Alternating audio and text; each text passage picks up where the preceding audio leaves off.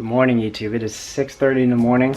I'm exhausted, but now I gotta really clean up the E36 real quick so I can get it out of the garage, head over and meet Eli and a bunch of guys so we can cruise over to Enhanced Street Performance for Dyno Day.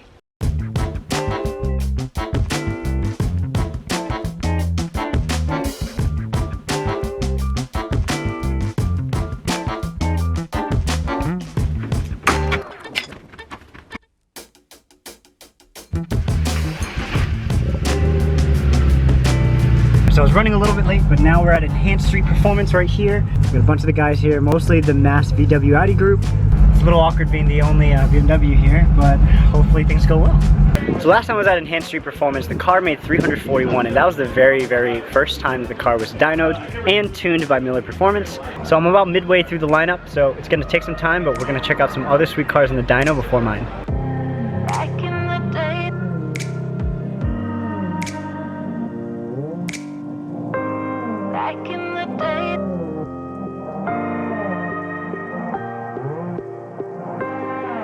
in the day.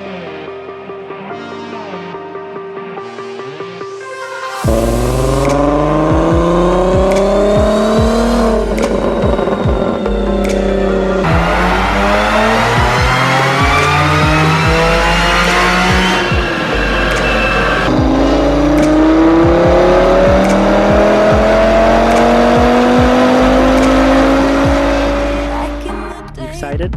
Yeah, I'm excited. It's cold. What do you think you're making right now? I don't know, 320 is You like got, what, the stage 1 tune? Stage 1 tune and the DSG tune, which will let it rev out higher, which gives me an actual power number instead of upshifting at the 6300, which would give me a lame power number. Oh yeah. Check out a video in the top right corner of when he just got it tuned right here.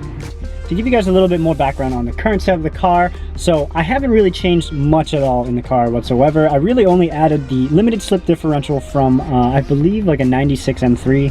And then in addition to that, the car has new wheels, the airbag suspension, so it might put on a little bit more weight.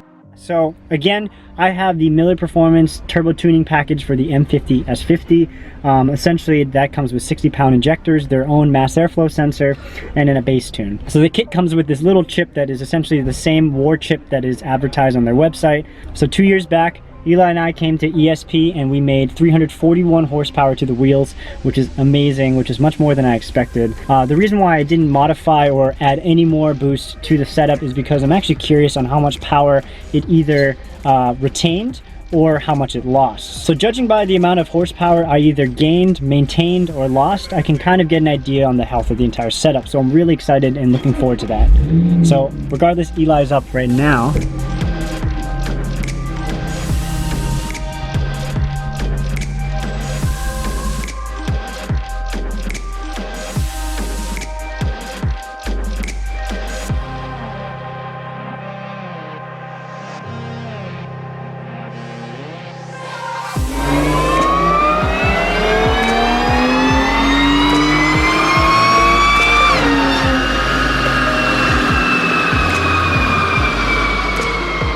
The official number? 349 and 312 wheel torque.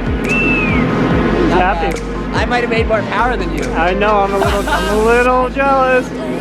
All right, fresh battery, but oh my God, I'm so happy for Eli. 350 wheel horsepower is insane. I don't know how I'm gonna catch up. Looks like I'm gonna have some competition. Might have to turn the boost up. You made 341.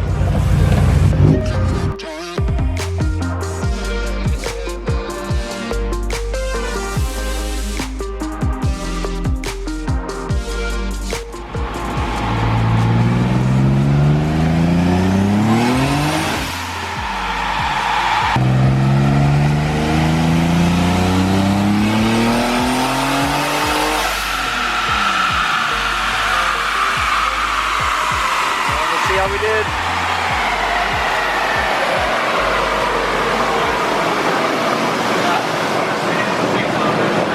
359. So apparently I'm spinning on the dyno, so we gotta have people kind of stand on the trunk a little bit.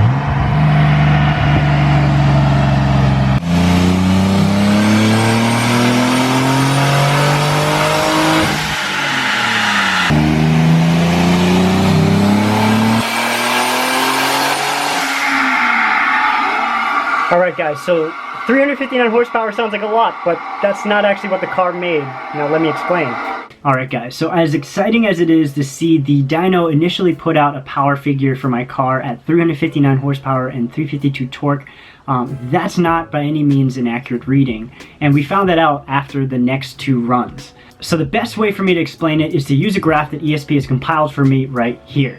Now if you look at this graph, they actually use an old dyno run from the first time I got the car tuned.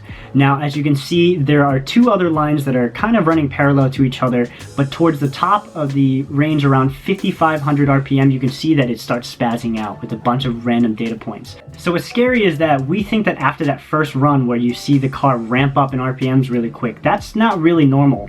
So we initially thought that the tires were slipping on the dyno, so we had 2 more guys from ESP kind of weigh the car down a little bit.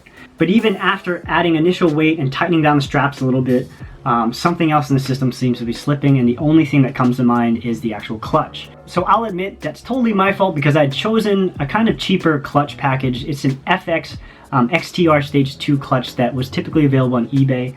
But essentially I knew that purchasing that clutch, my power goal will essentially risk maxing out that clutch in general. Although I may have gotten away with not experiencing any problems with it on the street, a dyno typically adds a little bit more stress onto a car. And so I'm not surprised at all that the clutch finally gave out on this dyno day. Regardless, the dyno session has given me enough information to give me assurance that the setup doesn't really need anything to look into further, aside from the fact that it needs a new clutch. But for now, it's perfectly fine driving on the street. I didn't really experience any problems driving back home. So if you guys have any recommendations for a clutch kit for my turbo setup, please comment it below. I really appreciate all your feedback and advice.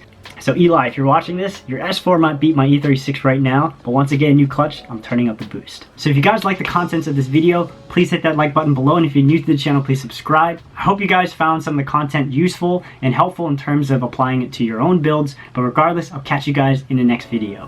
Have a good one, guys. Bye.